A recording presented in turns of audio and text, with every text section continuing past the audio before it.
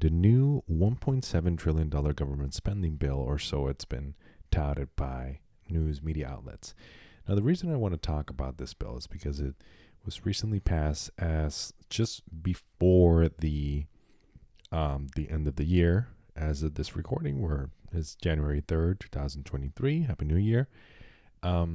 This bill was recently passed in December, and it was signed into law on December 29th, as per the post that you see right now, the news outlet that you see right now.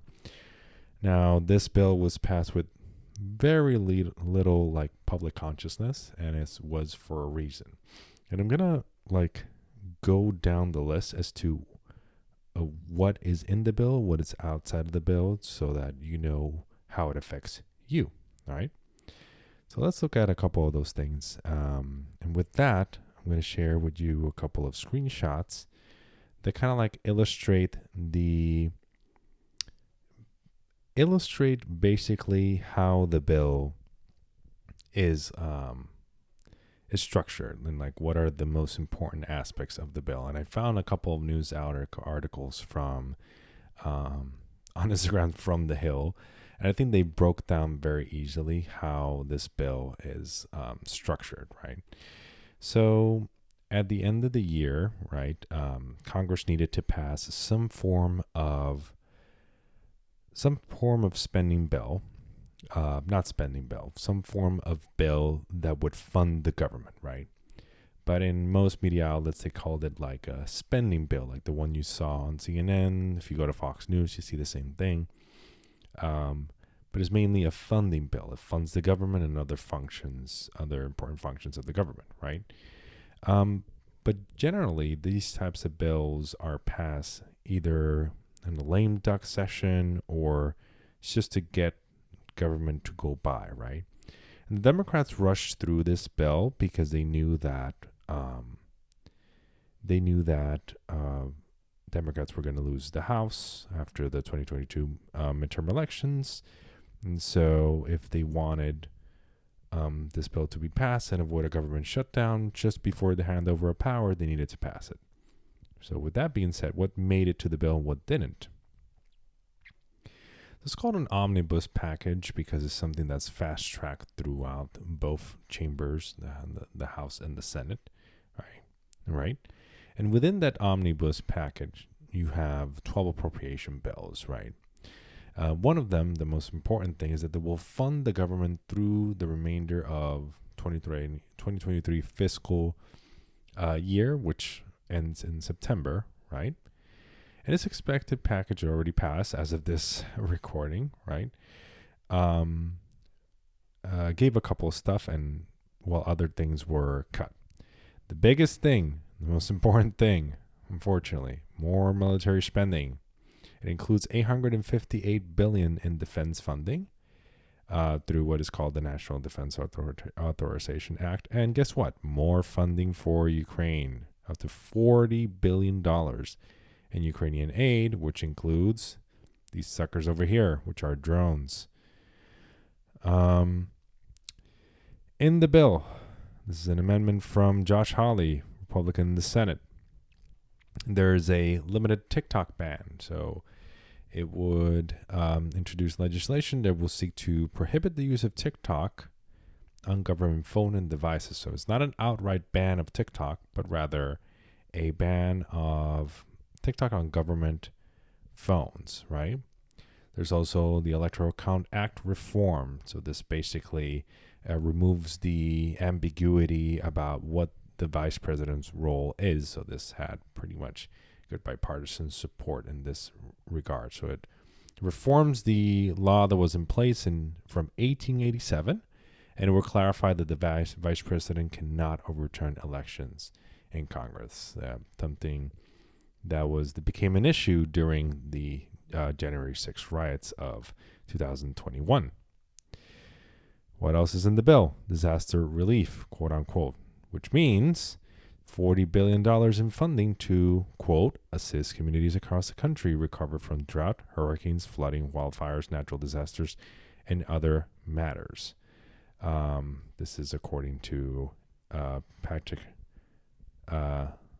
Leahy, I always have problems pronouncing his name. However, a bipartisan group of House members from California expressed disappointment following the release and said, they say help for fire survivors was missing in the bill. Of course, it's not really a perfect bill, essentially, right? But it is a bill that will generally assist in emergency recovery. But in this YouTuber's opinion, I think it's not enough.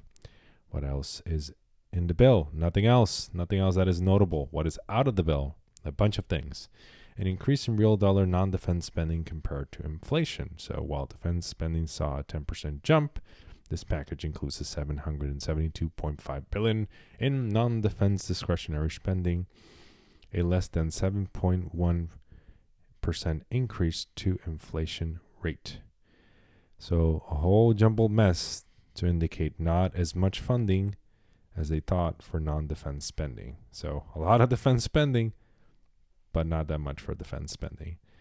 Child tax credit expansion. Under the temporary expansion, Democrats remove work requirements and raise the minimum credit amount. The expansion also allowed those eligible to access half of the credit amount through monthly payments. So that's not in the bill, out of the bill. What else is out of the bill? Cannabis banking bill. The bill known as the Safe Banking Act sought to do away with federal rules restricting banks. So if you're in a state where cannabis is legal and you want to buy cannabis, you cannot buy other than with cash. If you try to use any banking service, that would be illegal because it is illegal on a federal level, not on a state level, but on a federal level. So in the state where I am, Massachusetts, that would be still illegal to buy cannabis on a federal level using anything but cash. But if I use cash, it's legal to buy it. It's a whole mumbo jumbo that's made it very difficult for the cannabis industry to expand. So that is out of the bill. Sentencing reform. Currently, an individual can be sentenced under federal law to at least 5 years behind bar for possession of 500 grams of powder or cocaine. That's not much. And 10 years of possessing 5 kilograms. That's a lot. By contrast, people have found who possess 28 grams of crack cocaine can be subjected to 5-year sentences and are mandatory under the same rule book. So in other words, this is out of the bill. And the last thing out of the bill is increase for IRS funding. So this was also a big thing because the problem with the IRS is they are way more likely to audit individuals with lower income, so 75K and lower, because their tax is just simpler to do that, and the IRS doesn't have that much in the way of enforcement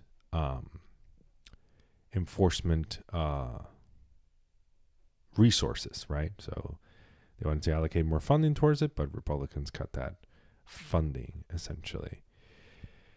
So these are basically all the things that were in the bill and then were later cut from the bill, right? So how does this affect you essentially? Well, the way this affects you is on what's not in the bill, right? Defense spending may not directly affect you, but indirectly it does, in the sense that that's funding that would have been allocated towards non-defense spending that's now allocated towards defense spending, right?